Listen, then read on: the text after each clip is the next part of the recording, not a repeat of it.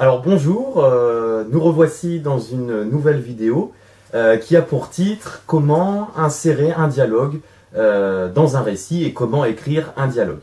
Donc je vais essayer de vous donner quelques petites règles de base pour construire correctement un passage au discours direct, c'est-à-dire comment faire parler les personnages.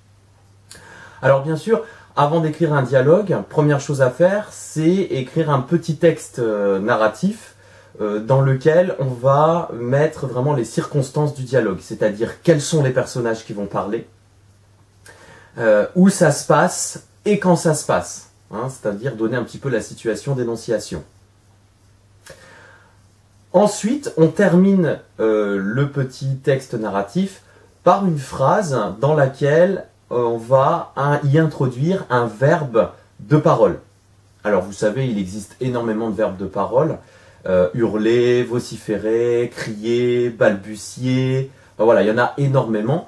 Donc n'hésitez pas, hein, surtout quand vous écrivez un dialogue, à vraiment varier les verbes introducteurs de parole. Ça c'est très important, hein, ça évite ce qu'on appelle les répétitions, donc ça évite d'agacer le lecteur. Donc une fois qu'on a terminé son petit texte narratif et qu'on a fait une phrase avec un verbe introducteur de parole, donc par exemple c'est alors qu'elle lui dit, vous voyez, là je termine mon texte narratif avec une phrase avec un verbe de parole. Au bout je mets les deux points, très important aussi, hein, quand on écrit un dialogue, très important de bien soigner la ponctuation. Donc on met les deux points.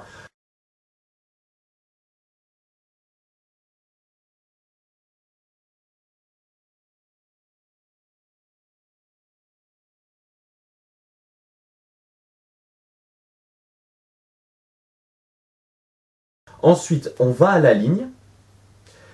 On n'oublie pas de mettre un tiret et d'ouvrir les guillemets. Alors, je rappelle que les guillemets, c'est une fois au début du dialogue et une fois à la fin du dialogue. C'est vraiment pour l'encadrer, c'est-à-dire pour montrer au lecteur, voilà, les personnages se mettent à parler maintenant et ils arrêtent leur conversation maintenant. Donc ça, c'est grâce aux guillemets. Donc, on met un tiret, on ouvre les guillemets. Ensuite, on fait parler le personnage. Une fois qu'on change de personnage, on va à la ligne et on remet un tiret. C'est-à-dire qu'en fait, à chaque fois qu'on met un nouveau tiret, on comprend qu'on change de personnage. On change en fait d'émetteur. On change le personnage qui parle. Ensuite, on peut ajouter ce qu'on appelle des propositions incises. Proposition incise, donc voilà encore des mots très compliqués de notre magnifique grammaire française, pour dire tout simplement qu'il faut mettre un verbe introducteur de parole suivi du sujet. Je vais vous donner un exemple tout simple. Tais-toi, ça c'est ce que dit le personnage. S'écria-t-elle. Vous voyez bien qu'il y a s'écria, ça c'est le verbe introducteur de parole, et ensuite on met le sujet. S'écria-t-elle, c'est ce qu'on appelle une proposition incise. Alors attention, hein, ne mettez pas des propositions incises tout le temps, hein, elles ne sont pas systématiques. Il faut en mettre suffisamment pour qu'on comprenne les intonations des personnages, c'est-à-dire la manière dont ils vont prononcer leurs paroles. Hein, mais il ne faut pas en mettre de trop non plus, parce que sinon ça peut casser vraiment la vivacité du dialogue. Donc essayez de trouver un parfait équilibre, hein, entre les paroles et les propositions incises.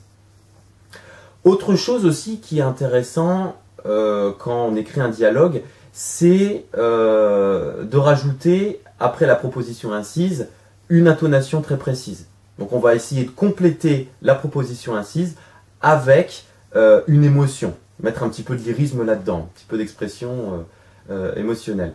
Tout ça, par exemple, c'est tout simple, vous pouvez mettre par exemple « s'écria-t-elle » avec colère. Et là, c'est parfait parce que vous avez bien votre proposition incise avec votre verbe introducteur de parole qui déjà donne une intonation particulière.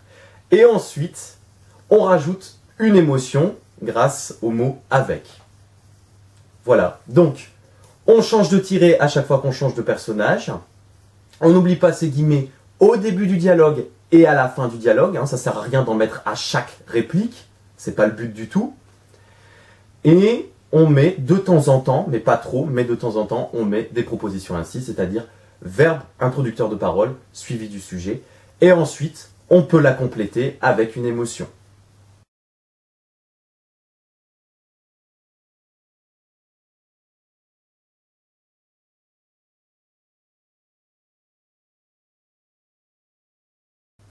Voilà, j'espère que ces petites astuces vont vous permettre de perfectionner vos discours dialogiques, hein, votre discours direct.